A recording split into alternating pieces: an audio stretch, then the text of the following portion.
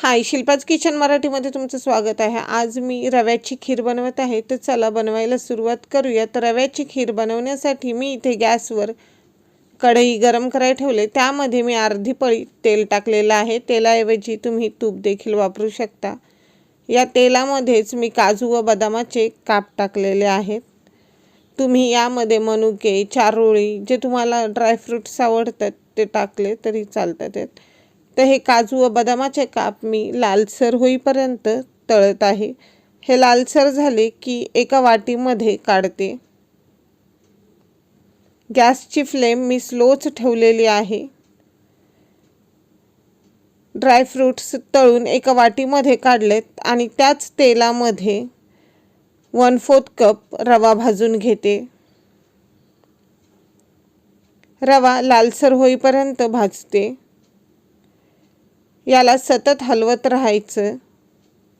रवा भाजून झालेला आहे। आता मी या रव्यातच 1/2 लिटर दूध ओतत आहे। रवा आणि दूध मिक्स करायचे।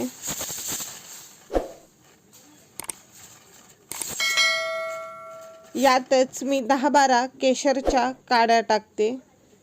या काड्या मी थोड्याशा भाजून घेतल्या होत्या।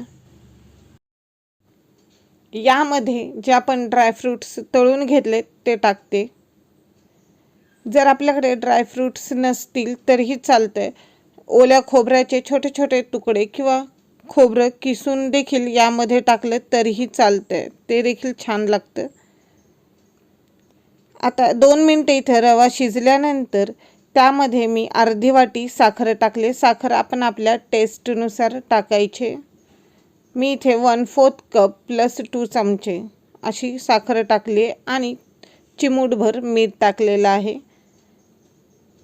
याला मिक्स करून घेऊयात। रवा शिजलाय, गॅस बंद करते आणि थोडीशी वेलची पावडर टाकलेली आहे, ती देखील यामध्ये मिक्स करते।